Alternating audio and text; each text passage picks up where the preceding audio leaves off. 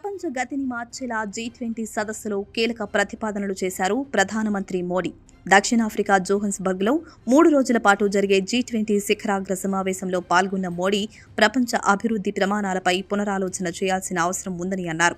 సదస్సులో తొలి రోజు నిర్వహించిన సమగ్ర, సుస్థిర ఆర్థిక వికాసం అన్న అంశంపై ఆయన ప్రసంగించారు. G20 సభ్య దేశాల ముందు 3 కీలక ప్రతిపాదనలు ఉంచారు. ఈ మూడింటిని అమలు చేయడం ద్వారా ప్రపంచానికే మార్గనిర్దేశం చేయొచ్చని అన్నారు.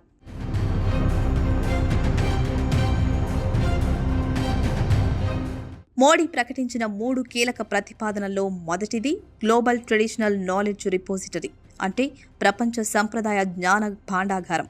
ప్రకృతితో సమతుల్యం చెందుతూ సాంస్కృతిక సంపద, సామాజిక సమగ్రతను కాపాడుకుంటూ జీవించే ప్రపంచ దేశాల జ్ఞానాన్ని సమీకరించి భాండాగారంగా రూపొందించాల్సిన అవసరం ఉందన్నారు మోడీ. దీనికోసం ఇండియన్ నాలెడ్జ్ సిస్టమ్ను పునాదిగా తీసుకోవచ్చని చెప్పారు.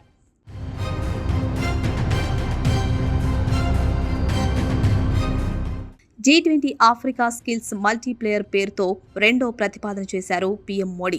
ట్రైన్ ది ట్రైనర్స్ కాన్సెప్టులో భాగంగా వివిధ రంగాల్లో కనీసం 10 లక్షల మంది ఆఫ్రికన్లకు రానున్న 10 ఏళ్లలో తర్ఫీదు ఇచ్చేలా కార్యక్రమాన్ని రూపొందించాలని అన్నారు.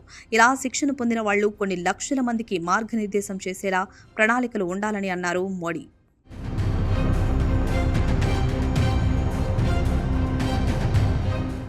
ప్రజా ఆరోగ్యాన్ని పరిరక్షించేలా ప్రమాదకరమైన మాదక ద్రవ్యాలను అడ్డుకునేందుకు కీలకమైన 3వ ప్రతిపాదన చేశారు మోడీ. ఫెంటనిల్ వంటి సింథటిక్ డ్రగ్స్ ప్రపంచవ్యాప్తంగా వేగంగా అందుబాటులోకి వచ్చాయని, ఇవి ప్రజల అస్తిత్వానికే ముప్పుగా మారాయని మోడీ ఆందోళన వ్యక్తం చేశారు. మాదక ద్రవ్యాల ముఠాలకు చెక్ పెట్టేందుకు G20 చొరవ తీసుకోవాలని సూచించారు. అన్ని రంగాల్లో సమన్వయంతో పనిచేసి డ్రగ్ రవాణా నెట్వర్క్ను దెబ్బతీయాలని, అక్రమ ఫండింగ్ మార్గాలను మూసివేసేలా చర్యలు చేపట్టాలని కోరారు మోడీ.